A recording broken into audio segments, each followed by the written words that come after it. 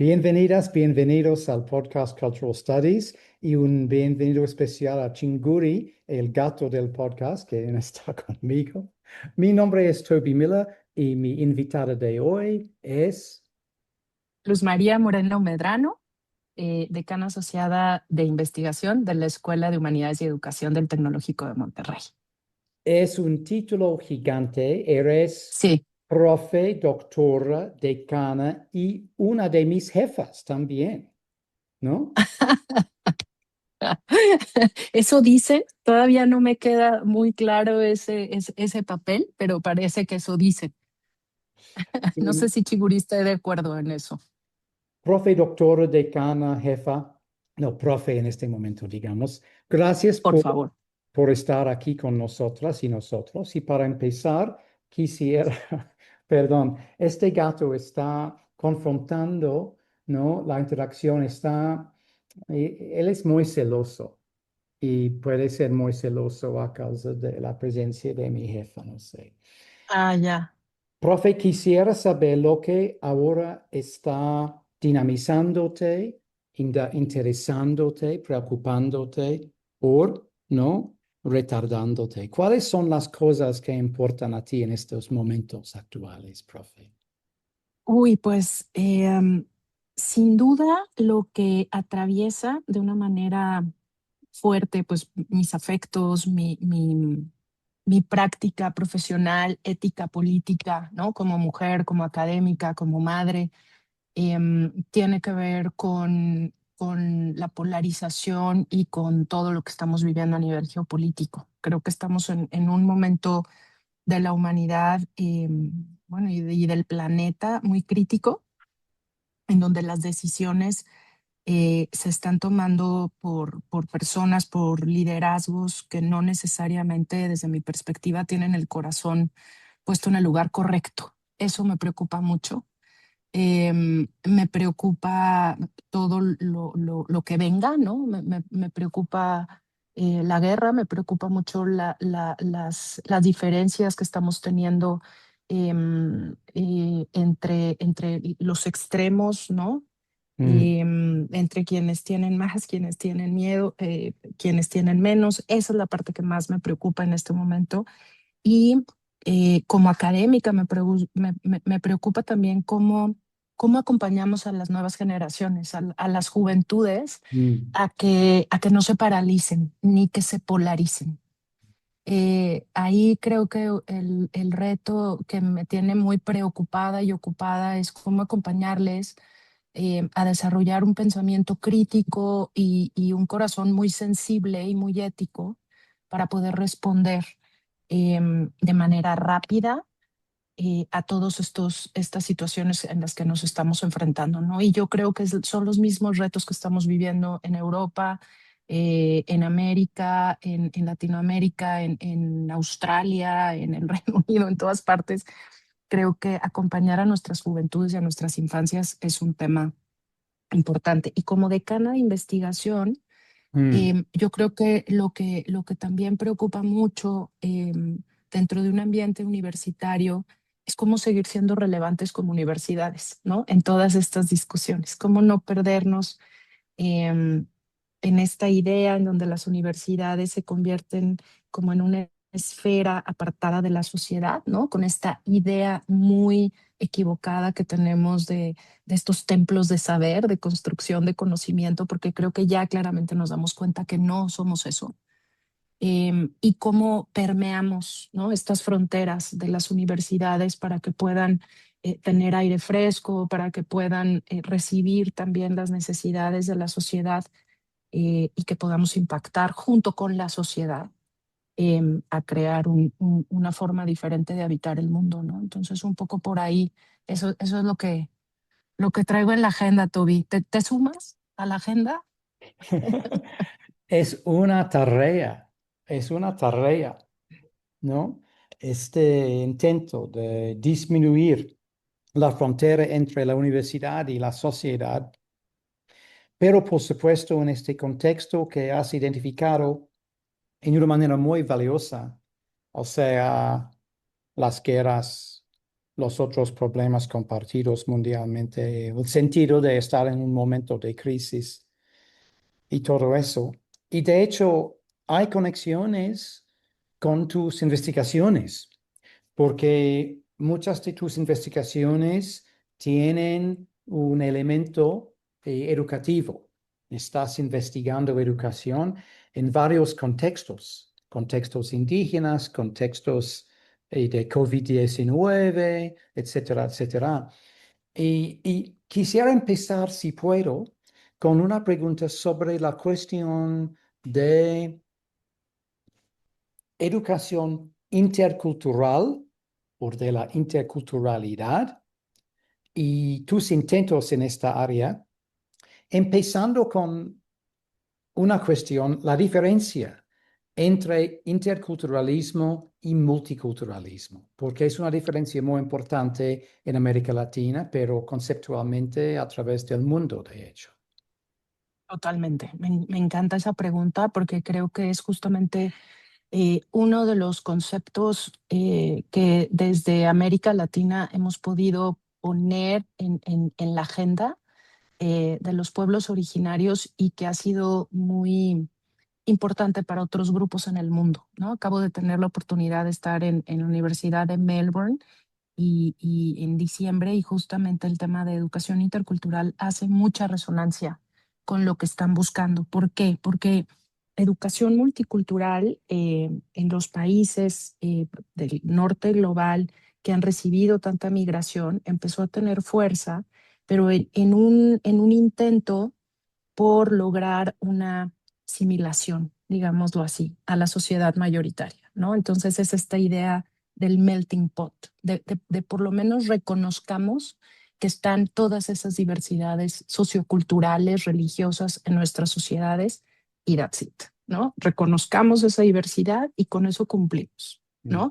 Y aquí vienen las cuotas, etcétera, ¿no? Mientras eso estaba ocurriendo en el norte global, en el norte, en el sur global, lo que estaba pasando era que nuestros pueblos originarios y afrodescendientes estaban en las calles luchando por derechos de ser reconocidos, ¿no?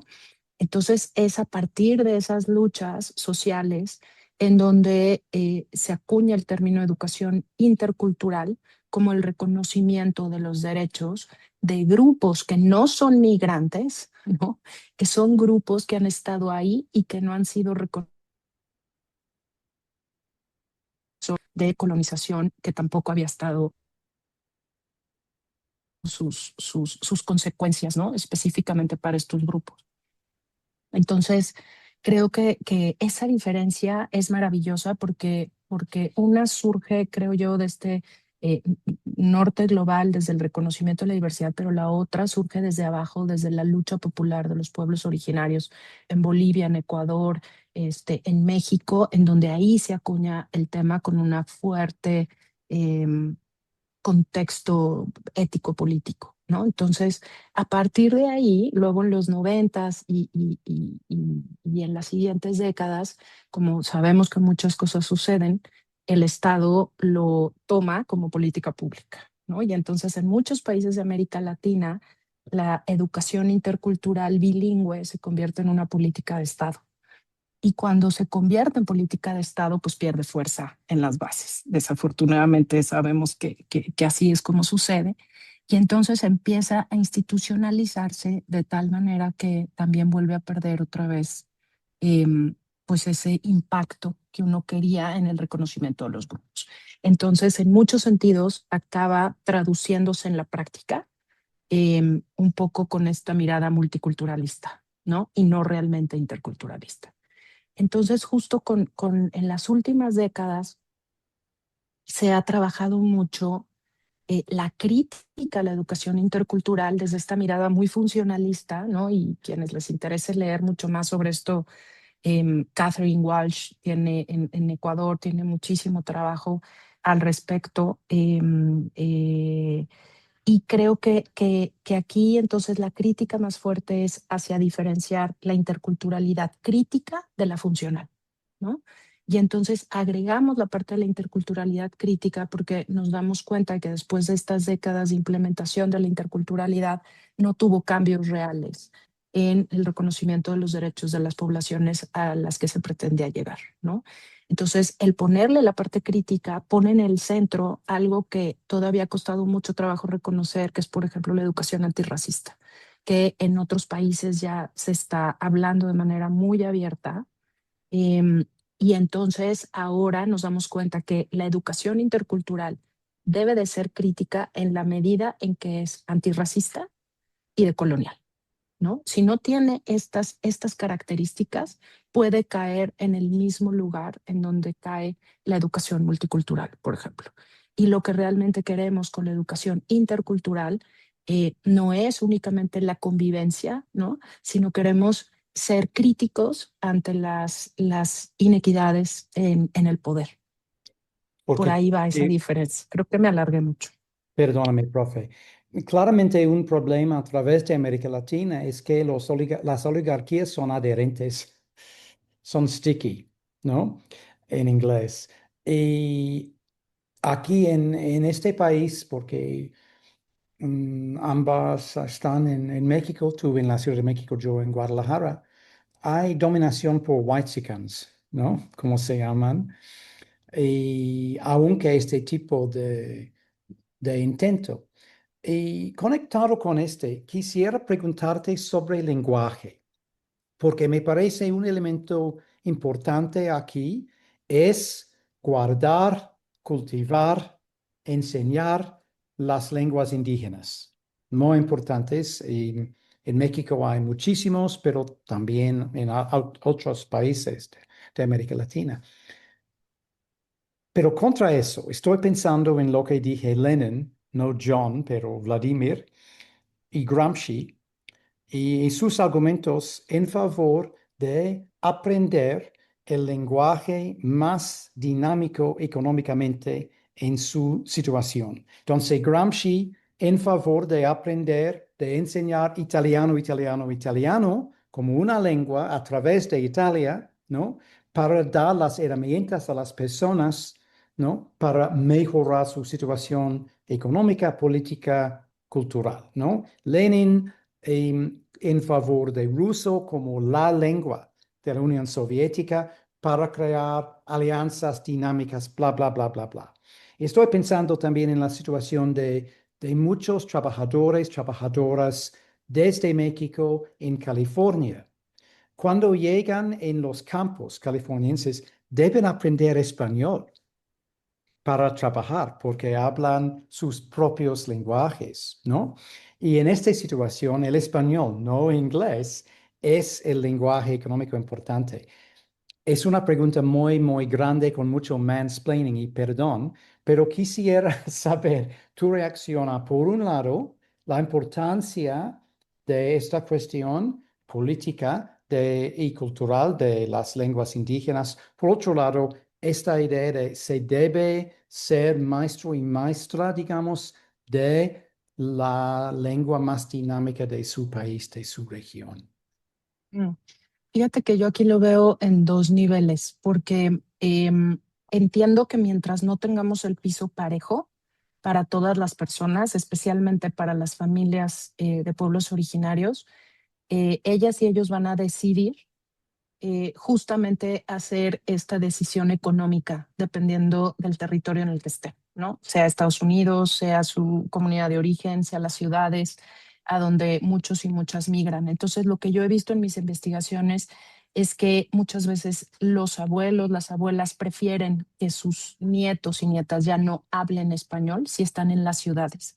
Pero cuando van a las comunidades, a las fiestas tradicionales, por supuesto que hay una nostalgia, una pérdida muy importante de ver que ya no hablan sus lenguas, ¿no? Entonces ahí te das cuenta cómo todo esto es producto del proceso de colonización tan injusto, tan dramático, que ha sido un eh, lingüicidio, como lo llama Yasna Aguilar, o un epistemicidio en muchos sentidos, ¿no? Como producto de la colonización. Ahora, yo creo que lo que se ha logrado en otros países como Nueva Zelanda, por ejemplo, Australia, es que el Estado asuma su responsabilidad para poder proveer de espacios completamente dignos para que las personas puedan desempeñarse en la lengua que escojan, ¿no? Como está pasando, por ejemplo, en el País Vasco, como está pasando, por ejemplo, en Quebec. Entonces, llegar a ese punto es a donde tendríamos que estar apuntando como política pública, ¿no? Y eso es como poner ahí todos esos recursos de política pública. Creo que todavía no está sucediendo suficiente en México.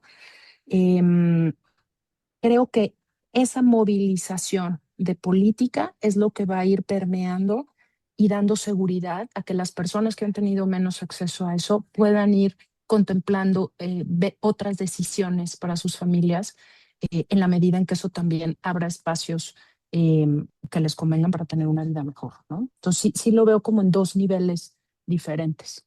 No, gracias. Y claro que este elemento democrático es crucial, como dices, ¿no? Em, Tienes experiencia, yo creo, después de leer algunos de tus artículos, de, digamos, la educación rural, ¿no? Buscando una palabra correcta. Y podrías compartir con nosotras, con nosotros, la experiencia con esta educación en como rural y la influencia que ha ofrecido a ti o el ejemplo que ha ofrecido a ti de pensar diferentemente. ¿Diferentemente es correcto? Sí, De una manera sí, diferente, ¿me entiendes? Lo que has total. aprendido a causa de tu Sí. participación en la educación rural es mi punto.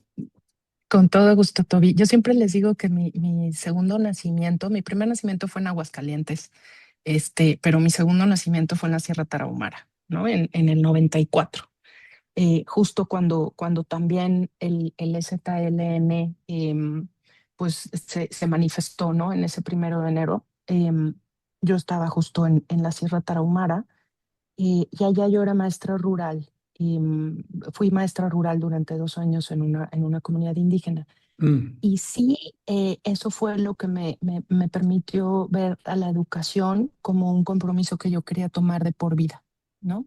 mm, ¿Y por qué? Porque entendí que la educación es una herramienta de transformación social importantísima, con elementos muy claros como el enraizamiento en un territorio para que realmente sea una herramienta en donde toda la comunidad participa. Entonces, en aquella comunidad en la que tuve oportunidad de vivir, la escuela era un espacio en donde confluían muchas otras áreas comunitarias que tenía que ver con la salud, la alimentación, la siembra, el agua, las decisiones territoriales, políticas, el género, todo en la escuela era el espacio en donde todas esas cosas se discutían, ¿no?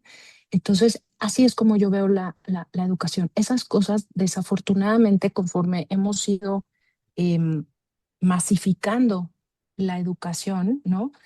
Vemos como la escolarización muchas veces no es sinónimo de educación, ¿no? Escolarización es este derecho al que tenemos todo mundo de educarnos, pero que está mediado por lo que el Estado ofrece, y es esta unificación, esta homogeneización social por grados, por edades, incluso por géneros en algún momento de la vida, ¿no? Que está cada vez más alejada de lo que es realmente una educación de corte más comunitario. Entonces creo que en México y en América Latina me atrevería a decir que en donde realmente estas cosas suceden de una manera pues mucho más revolucionaria es en las áreas rurales, ¿no? Tenemos en México una gran historia de que, por ejemplo, las normales rurales son las que han hecho unas críticas muy profundas al status quo, ¿no? Pues ahí tenemos a Ayotzinapa, ¿no? Y como ella, muchas otras escuelas normales, mm. rurales, que son las que han puesto el dedo en la llaga de, oigan, no olvidemos que estamos aquí con una cuestión política, no olvidemos que lo que queremos es lograr sociedades más justas, más equitativas, ¿no? Entonces, claro, esas son las que el sistema rápidamente intenta desechar porque hacen ruido, porque incomodan, ¿no? Pero sí me queda claro que esta parte ético-política de la educación la tenemos de una manera mucho más visible en la educación rural. Y otra cosa que no debemos olvidar es que es el 45% del sistema educativo en México, ¿eh? La educación rural tiene un gran porcentaje, un gran peso. Y ahí el profesorado rural atiende a niños y niñas de diferentes edades y grados. Hay mucho trabajo multigrado, que desde mi perspectiva, Toby, sí creo que eso es mucho más constructivo en el aprendizaje de todos y de todas que estar separados por grados escolares, ¿no? Me parece que eso lo hemos tenido que hacer también respondiendo mucho a un sistema capitalista que nos busca un poco más Mm. separados, ¿no? Aislados y aisladas, pero lo multigrado, lo multinivel, es lo que sabemos que desde el aprendizaje activo, ¿no? Lo que ha hecho María Montessori, Ujú. Freinet, eh, todos los modelos que seguimos de otros países como los más activos, los más progres, ¿no? Tienen que ver con esta diversidad. Entonces, eso se puede dar en lo multigrado, ¿sabes? Lo que no está bonito es que son las escuelas que menos apoyos reciben, son los profes y las profes que menos reconocimiento reciben, y eso es lo que tenemos que seguir como levantando la mano para decir, oigan, acá no están puestos los recursos en donde se debe, ¿no? Pero efectivamente un poco de mi evaluación hacia la educación rural en México es que tiene unas posibilidades de impacto y de transformación social maravillosas y que tenemos que seguir fortaleciéndoles mucho. Ah, qué rico. Y hablando sobre educación y hablando anteriormente sobre crisis, aparte de guerras, no puedo pensar en una crisis más grande y más compartida mundialmente, aparte de COVID-19. Y yo recuerdo cuando estuve enseñando en la UAM Coajimalpa, la Universidad Autónoma Metropolitana Coajimalpa, en donde hay muchas personas de un fondo de pobreza total, sin mucha educación, o perdón, capital cultural, ¿no? Digamos. Y la fantasía de los guamistas fue, toda la gente va a utilizar su ordenador y el wifi para aprender. Y yo dije, ¿qué opinas? ¿Que estamos en Noruega? Nuestras alumnas y alumnos viven en una familia de 9 personas con 3 recámaras, sin wifi, sin ordenador. ¿Qué dicen? ¿No? Sí, Y yo vi mucha gente, han experimentado el impacto terrible de COVID-19. 20% de del cuerpo estudiantil UAM ha perdido al menos un papá o mamá, ¿no? eso. Causa de Ujú. COVID, por ejemplo. Y tú has investigado este fenómeno.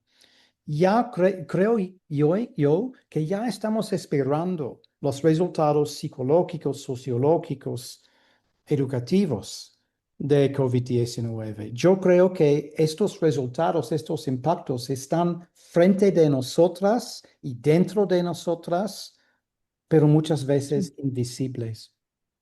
totalmente. Ayúdame, porfa, Y jefa, sabes, con tus investigaciones y experiencias y opiniones, porfa. fíjate que tuve experiencias, dos experiencias muy diversas. Una fue, estaba yo trabajando en la Universidad Iberoamericana, y yo era coordinadora de la licenciatura en pedagogía en ese momento, y luego fui directora del Instituto de Investigaciones para el Desarrollo de la Educación, ¿no? Entonces me tocó tener esas dos cachuchas en el momento de la pandemia, al mismo tiempo que lidiaba, bueno, con toda la parte familiar, personal, ¿no? Como ama de casa, madre de familia, madre de una madre recién infartada, o sea, fue todo un tema como que nos cruzó a todos y todos muy, muy, muy fuerte. Pero fíjate que en la Universidad Iberoamericana, con mi estudiantado, lo que noté fue la parte, como bien dices, socioemocional y mental, ¿no? De una manera muy fuerte. ¿Por qué? Porque estos son grupos estudiantiles que de entrada son de clase media alta o alta, ¿no? Pero que empezaron a tener muchísimas consecuencias bien importantes en la salud mental y ahí es en donde te das cuenta que las escuelas no estábamos preparadas para dar ese acompañamiento emocional que las personas necesitamos, que es esta ética de los cuidados de la que hablamos tanto dentro del feminismo, ¿no? Entonces quisimos seguir pues con la exigencia de no bajar el ritmo y el desempeño, pero te das cuenta que pues la humanidad tenemos una parte de vulnerabilidad mucho más importante, ¿no? Que atender y que ahí era importante el sentirnos que éramos parte de una comunidad, de sentir que alguien te acompañaba, que alguien te escuchaba de manera atenta. Entonces ahí tuvimos que hacer muchas adecuaciones tanto en los colectivos docentes para que se flexibilizaran hacia poder entender cuáles eran estos procesos del estudiantado, hasta hacer grupos pues medio de catarsis, de acompañamiento emocional, en donde también uno mismo, una misma, compartías también esas situaciones que uno estaba viviendo, ¿no? Yo recuerdo mucho alguna reunión importante con las autoridades de la universidad cuando era yo directora y pues no existían tantos filtros todavía en las pantallas y recuerdo muy bien a mi mamá que todavía no estaba muy bien después de su infarto que pasó en la cámara en la parte de atrás con su oxígeno sabes, puesto en la nariz y llegaba y se asomaba a la pantalla y claro, entonces es como decir, sí, esta soy yo, esto me está ocurriendo y pues así es, ¿no?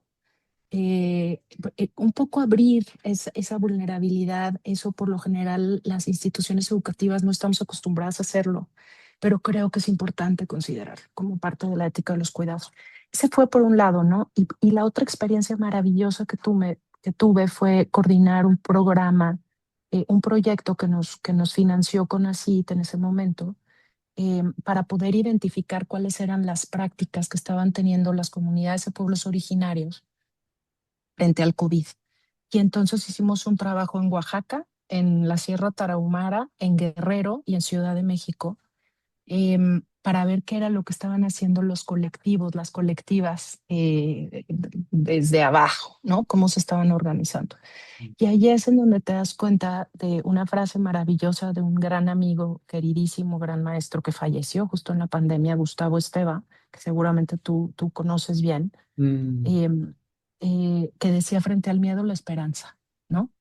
Entonces veíamos como en la medida en que las comunidades reconocían estos miedos y los enfrentaban desde estrategias locales como volver a recuperar la medicina tradicional, volver a recuperar estos espacios que habían estado, por ejemplo, en Guerrero, cooptados por la escuela, pero en donde las niñas y los niños ahora que estaban en casa podían regresar a la milpa, volver a aprender el trabajo tradicional de bordados y de telar de cintura con sus madres, etcétera. Eso abrió posibilidades para que florecieran otros conocimientos que también desde la escuela habían estado muy limitados, ¿no? Entonces ahí también te das cuenta cómo había una cuestión de poder bien, bien importante que distinto a lo que pasó en las ciudades, en las zonas rurales y en las comunidades indígenas, por ejemplo, en donde tuvieron mayor autonomía para tomar decisiones de cuándo cerraban la comunidad, cuándo entraban y no entraban extraños, cómo iban a organizar el tema de la comida, eh, lograron ejercer en muchos sentidos la autonomía que en otros momentos no se puede ejercer, ¿no? Entonces, te fijas, son como dos contrastes bien importantes que la misma pandemia detonó. Yo recuerdo de vez en cuando diciendo a mí, estoy contento que mis papás no están viviendo, porque no podré imaginar cómo se podría manejar la pandemia como viejo de muchos años y en su caso sin conexión al internet, sin computador, sin teléfono smart, nada de este. Y recuerdo también en la Ciudad de México mucha publicidad o propaganda pública de salud, ¿no? Con información valiosa, pero solo en castellano. Sí. Solo en castellano. Y como sabes bastante bien, un montón de personas desde el sur de México en la Ciudad de México en el sector informal, muchas veces Sí. ofreciendo en la calle obras de arte increíbles, ¿no? Artesanía Ujú. totalmente maravillosa, pero quienes no hablan español y no estaban recibiendo mensajes valiosos, ¿no?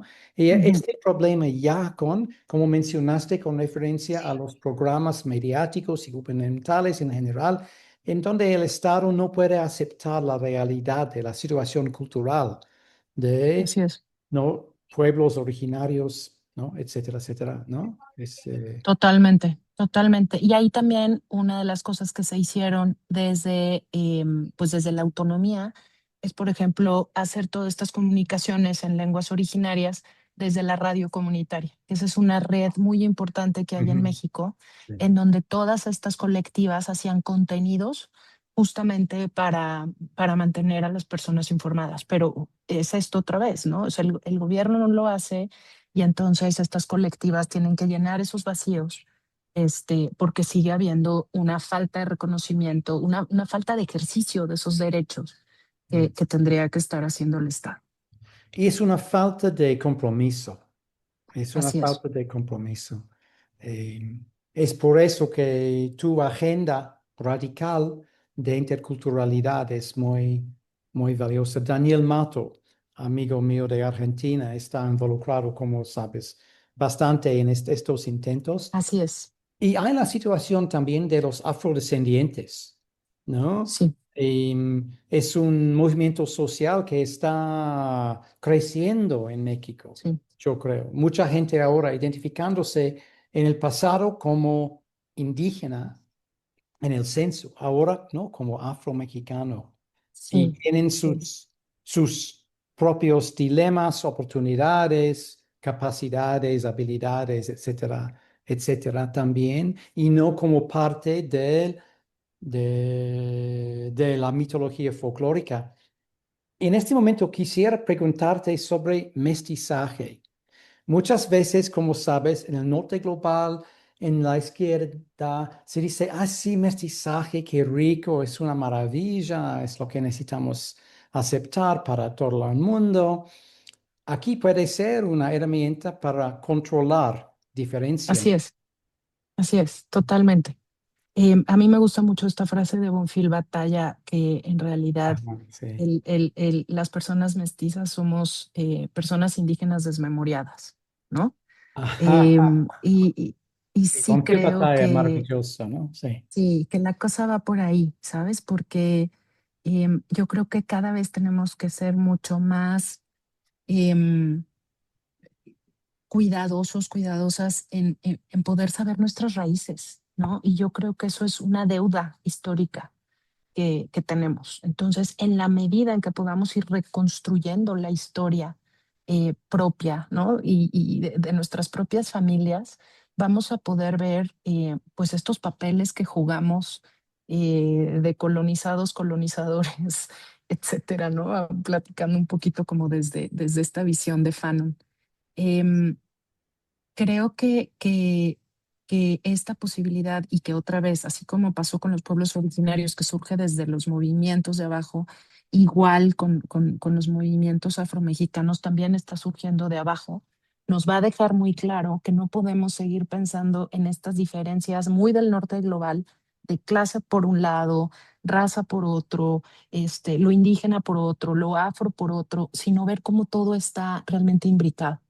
¿No? Entonces, en América Latina, el clasismo y el racismo van de la mano, ¿no? Y esta idea de mestizaje, justo como tú bien lo dices, ha sido un mecanismo de control que fue como una política de Estado que iba muy de la mano con imponer el español como lengua prioritaria, imponer la vida urbana como sinónimo de desarrollo, imponer cierto capital cultural asociado también a los valores europeos como mecanismo de desarrollo. Entonces, todo esto fue creando un imaginario que iba alimentando esta idea del capital y de la buena vida, ¿no? Desde estándares que eran completamente distintos a los que nosotros como América Latina sostenemos, con los valores históricos que sostenemos, ¿no? Sin esencializar tampoco, no quiero esencializar, em, porque sabemos que hay muchas contradicciones, mucho patriarcado, incluso antes de la conquista, pero No, no, fue una utopía del salvaje.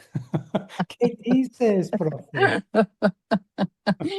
Pero efectivamente sí creo que una de las políticas educativas más exitosas, desafortunadamente, que hemos tenido es la política del mestizaje y del asimilacionismo. Mm. Eso dividió muchísimo y creó unas heridas muy profundas que todavía no alcanzamos a dimensionar y a sanar, sobre todo en las familias de pueblos originarios y afrodescendientes.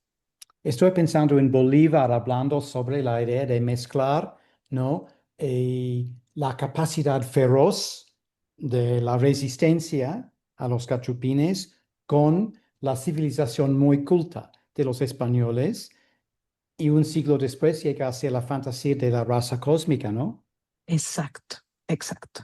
¿No? Que sigue, ¿eh? Hay mucha gente que sigue diciendo, ¿no? De la raza cósmica y que somos la raza de bronce.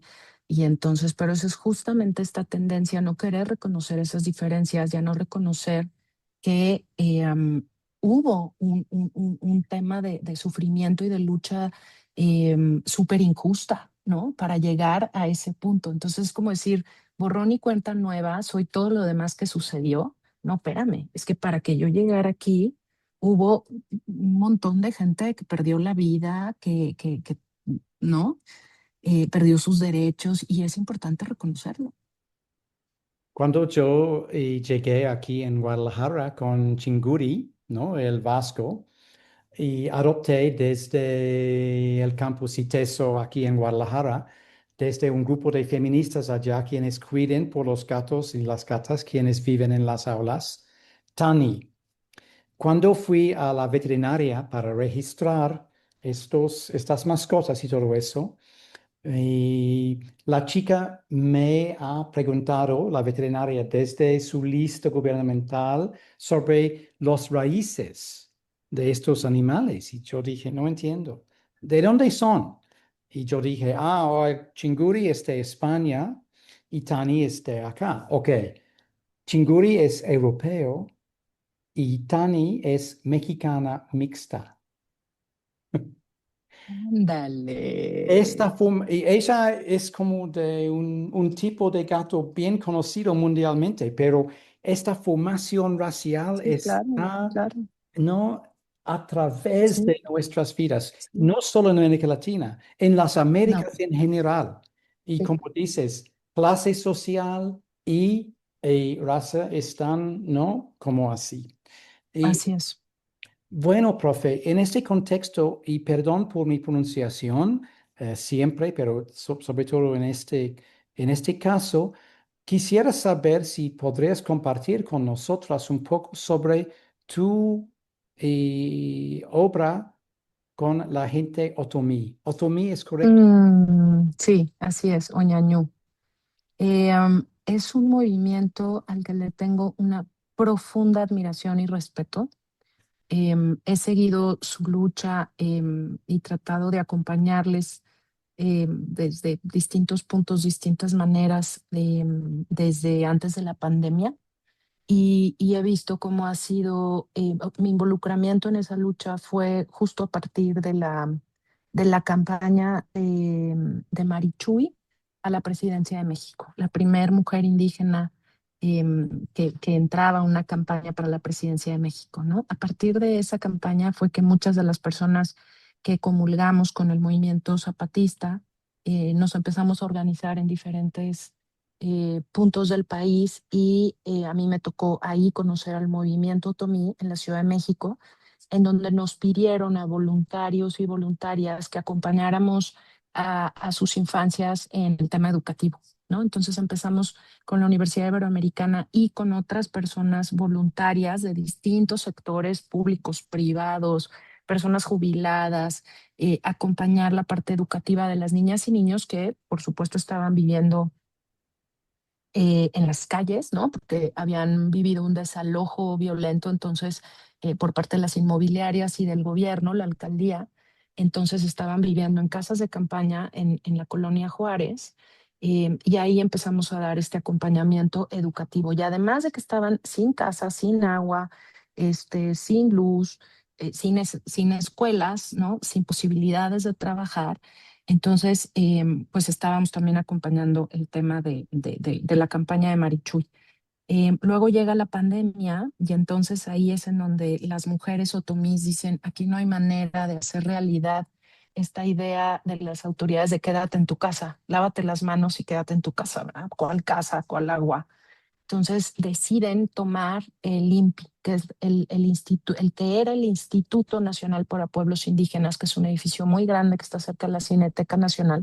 Las mujeres y las infancias son quienes encabezan el tomar ese edificio, ¿no? Fue una cosa muy impresionante, cómo este movimiento encabezado por mujeres indignadas por no tener esta posibilidad de ofrecer a sus familias un lugar seguro, toman un espacio tan emblemático, ¿no? Para los pueblos originarios. Entonces tú entras ahorita al edificio y hay pintas que dicen, no somos artesanías, ¿no? Somos seres humanos, sujetos de derechos que no han sido realmente respetados. Y todavía es hora de que no logra el gobierno dar respuesta a esas demandas de vivienda, pero ese lugar, Toby, es un lugar maravilloso al que me encantaría que fuéramos juntos alguna vez, porque ahora se llama la Casa de los Pueblos Samir Flores. Y es un lugar que se ha convertido en un espacio de encuentros muy gozosos, pero también muy de protesta, muy de movimientos sociales, en donde han tenido cabida y consuelo las padres y madres de los 43, las personas que están luchando por el agua y el territorio. O sea, es ahora un espacio que congrega distintas luchas sociales, ¿no? Y ahora el reto, que yo creo que es el reto que nos ponen los zapatistas desde hace algunos años, es cómo construimos el común en una ciudad como Ciudad de México o como Guadalajara, cuando justamente, como hablábamos hace rato, el capitalismo nos aísla tanto, cómo utilizamos estos espacios como una posibilidad de encontrarnos, como una posibilidad de que la no propiedad y el común nos permita vivir distinto, ¿no? Entonces, si hay alguien a quien admiro profundamente en esta lucha en una ciudad tan caótica como Ciudad de México, pues es al movimiento Tomí, ¿no? Entonces, desde aquí, si alguien del movimiento nos está escuchando, les mando toda mi admiración, mi cariño, todo mi respeto, porque además de que viven acoso político todo el tiempo, no pierden la esperanza. Entonces, realmente es para mí un privilegio conocerles y seguir su lucha. Gracias. Sí, es una respuesta y una narrativa inspiracional. ¿Inspiracional es una palabra? Inspiradora. También. También. Inspirador. Perdón. Inspiradora, inspiracional. Yo creo que pueden ser las dos. Gracias. Somos en la oficina de la Real Académica Española tomando estas decisiones juntas. Y, profe, tengo una pregunta más para ti, si puedo, y después quisiera darte el espacio si quieres añadir algo a nuestra conversación.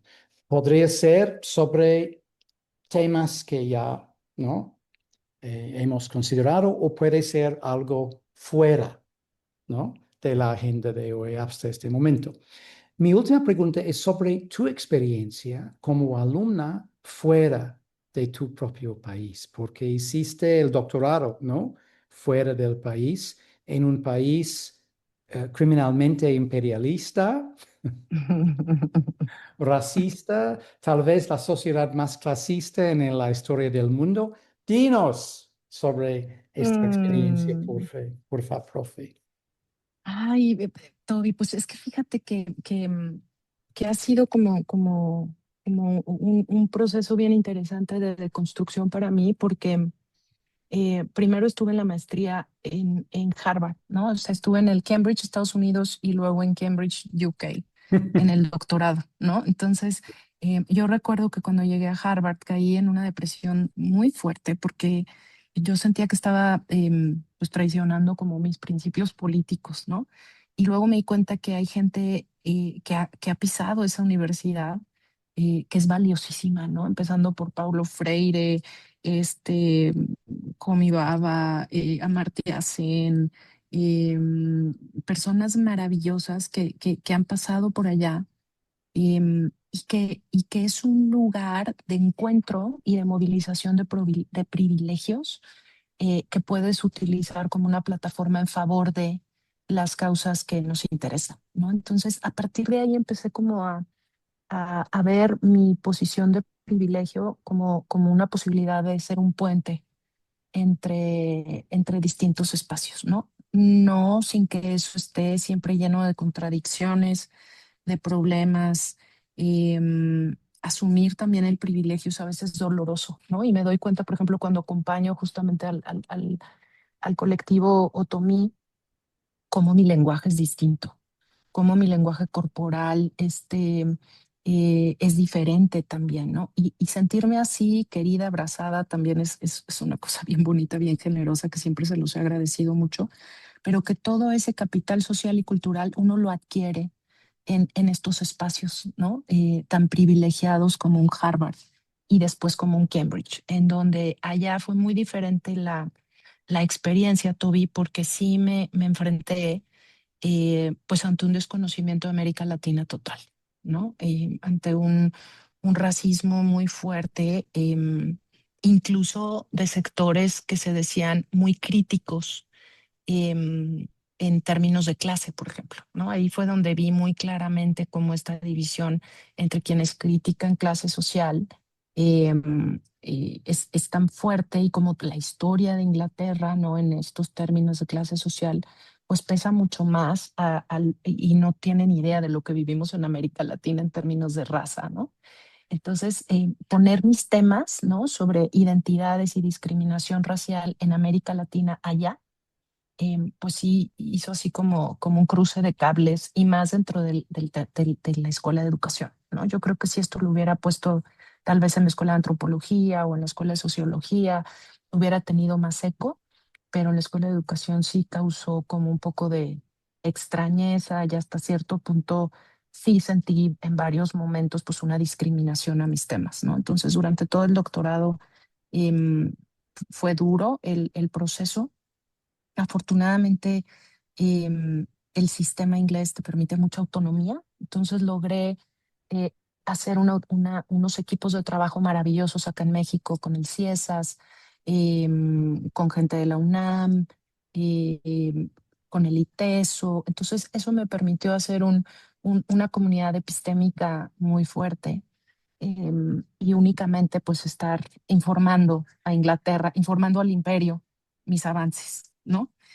Para poderme titular, pero bueno, ese proceso me llevó 10 años, o sea, y en ese proceso fue muy doloroso, dejé mucha salud ahí, muchas frustraciones, pero al final lo logré, y lo logré gracias a mi sínodo, ¿no? A mis lectores que acompañaron mi proceso, uno de ellos o con el corazón bien puesto en América Latina, Neil Mercer, y otro de mis lectores, un antropólogo de Manchester, que tenía justamente también la experiencia de haber estado en México, en Michoacán, de conocer a la comunidad purépecha, y que trabaja mucho con Peter Wade, ¿no? Que ha trabajado mucho el término de raza en América Latina.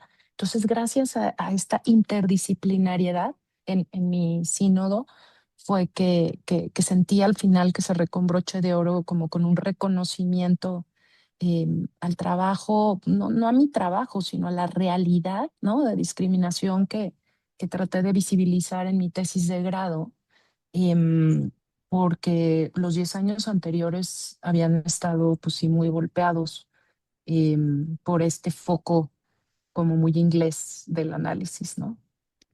Sí, gracias. Y de hecho, durante mi estancia en los últimos años viviendo en Inglaterra, pasé todos los fines de semana y muchas noches con latinoamericanos y americanas haciendo sus doctorados porque eran los únicos interlocutores, interlocutoras interesantes, más o menos, aparte de algunas otras personas.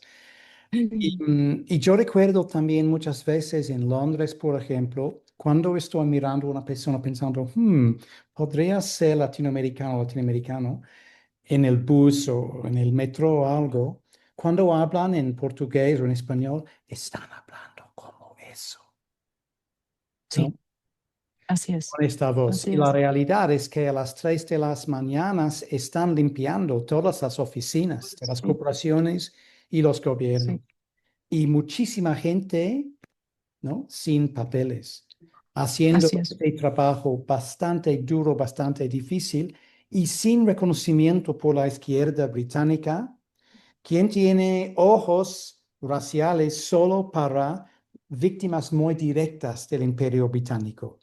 así es, así es, así es. Es esta falta de reconocimiento todavía de la nueva configuración del norte global, que no solamente le pasa a Inglaterra, le está pasando a Alemania, le está pasando a Italia, pero es esta ceguera, ¿no? De la diversidad racial que ya tenemos todos y todas en todo el mundo.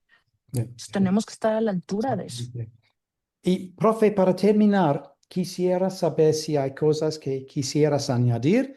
Pueden ser cosas totalmente nuevas o pueden ser cosas que han formado, ¿no? El sujeto de nuestras conversaciones anteriores. Em, pues nada más agradecerte mucho el espacio, Toby, algo que yo admiro mucho de cómo has ido abriendo espacios para que diferentes sectores y temas puedan permear a nivel internacional, ¿no? Creo que tanto las columnas como espacios como este, como las clases muy provocadoras que luego das en las diferentes universidades, son espacios para que otras voces puedan surgir, ¿no? Entonces yo me quedo únicamente con ese agradecimiento y con esa pues invitación, ¿no? A quienes nos escuchen a movilizar esos espacios en los que estamos. Muchas veces son espacios académicos, pero también algunas veces son espacios políticos, en donde logremos realmente asegurar que exista la representación de voces distintas, en donde aprendamos quienes tenemos privilegio a guardar silencio para que otras voces puedan hablar, y abrir esos espacios a cada vez más personas, ¿no? Yo creo que en la medida en que podamos asegurar una representación de voces, vamos a ir logrando construir el común, ¿no? Que justamente los zapatistas y otras colectivas más autónomas están, por lo que están luchando, ¿no? Entonces, pues, nada más eso, me quedo como con ese sentimiento y ese agradecimiento y que esta sea la primera de muchas conversaciones que sigamos teniendo. Mil gracias, profe.